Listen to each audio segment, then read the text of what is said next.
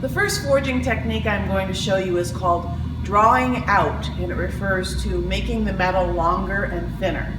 So I'm going to make sure first that my space is set up. I've got my anvil and my chosen hammer. They're fairly close to where I have the forge set up here. I've got a striker for lighting my forge. I've also got a backup smaller hammer here just in case I need it. I'm going to check to make sure that the head on the hammer isn't loose. We don't want this to come off and go flying across the room and hit somebody in the noggin.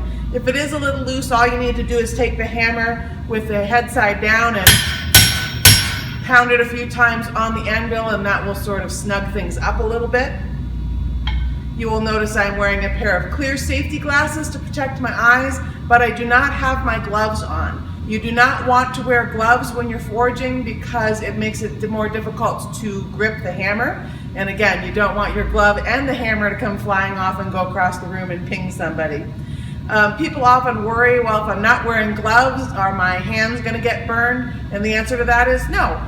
The metal that we'll be using is relatively long, and heat does not travel down steel very well.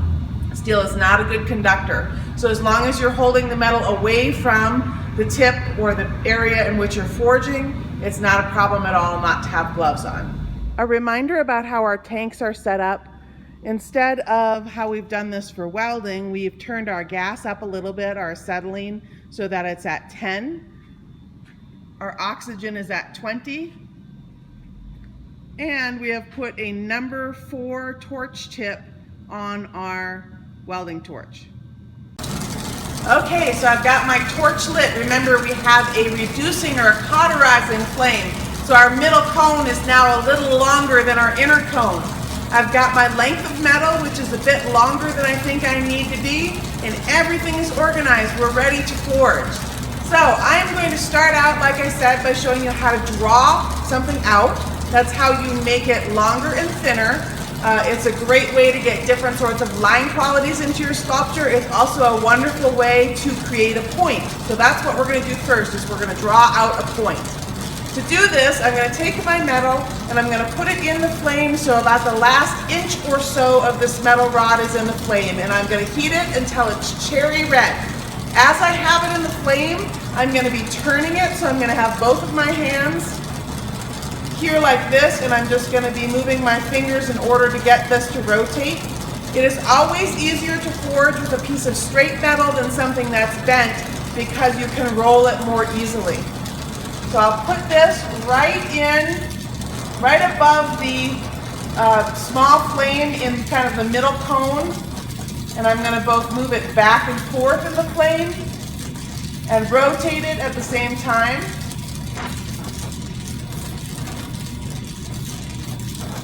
You'll start to see the color change.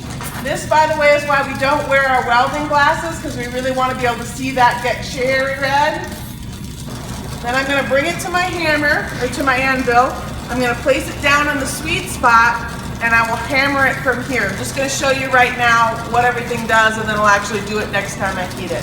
But I'll be placing it here, holding the hammer at the end of the handle, and I'll be striking this metal. As you're drawing out, the movement that you're going to be making is you're going to be starting from the inside, hammering, and then moving that hammer down towards the end of the metal to kind of push the metal away from the rest of the rod. Draw it out. Let me get this cherry red again. Remember, you want your torch and your anvil, or your forge and your anvil, close to each other, because you don't want to have to walk across the studio with hot metal that's going to be cooling down with every second. So nice cherry red. Sweet spot, start from the inside. I'm actually going to hammer it so it's a little bit flat, and then I'm going to turn it, and I'm going to flatten it in from a direction 90 degrees to where I flattened it out initially. This is called squaring the metal. We always want to start by squaring the metal rather than just keeping everything round, because if we try to round it out right away, there's a good chance that we're going to split our metal.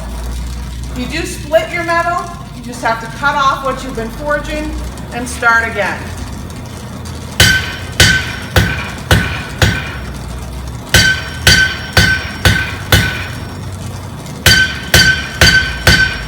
I'm just turning it 90 degrees and hitting on these flat, squarish pieces. You can keep forging for as long as the metal has color in it, but once it starts to be kind of black or gray again, you need to put it back in the flame. So I'm not sure if you can see this squared out tip here, but we want to keep it square until we've got it as thin as we want. So again, get the area that I want to forge out cherry red, and I'm going to start from back and work towards the end.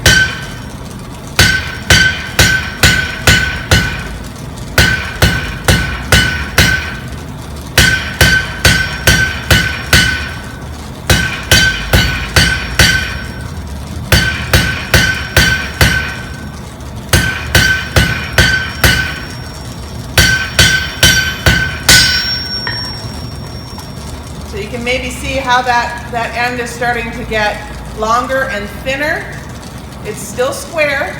It's also taking on a much more organic or naturalistic look, which is one of the things people really like about forging or blacksmithing. I'm not sure if you notice while I'm hammering, but again, I'm keeping my hand at the end of the hammer, and I'm trying to lift the hammer up relatively high.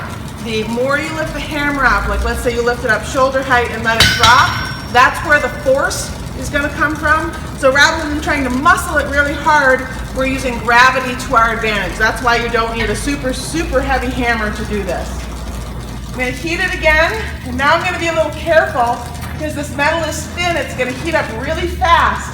So I'm going to heat from the back rather than right at the tip and let the heat travel a little bit down towards the tip. Once I get a cherry red, I'm going to bring it back to my anvil, and I'm going to knock out those corners I created and shape it a little bit more into the point that I want to have. Be careful again when this metal gets thin. You don't want to overheat it because you can just burn it right off of there. So I'm knocking out those corners, refining my shape. You'll notice I'm not lifting the hammer quite as high now because this is a little bit more fine-tuned work.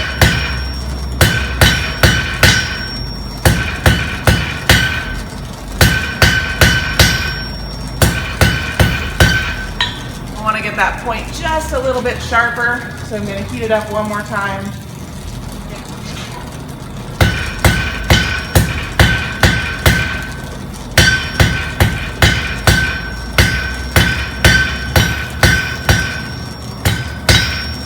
Sometimes when you're coming to the end and you're trying to shape the point, you'll see me kind of hammer and almost push it off to the side a little bit as I hit it down. All right, and now I've got it shaped into a lovely, sharp point. This can be very handy for a number of applications in your sculpture. It makes a really nice line that sort of visually continues. It kind of creates an implied line off the end. It can be great for placing on the ground, sort of finishing the line as something goes into the ground. It can be great for a piece that comes up into space if you want to continue the eye up into space. So it's a really powerful, pretty visually interesting technique for you all. Remember, it's much easier to forge on a straight piece of metal than a curved piece of metal. So if you want to combine this, for example, with a spring or a spiral or a free-form fabricated curve of some kind, you want to make sure that you do this first, let it cool off, and then do your fabrication afterwards. By the way, as you're forging, you're always welcome to just toss these pieces on the floor. The concrete will help cool them off as you forge your next piece.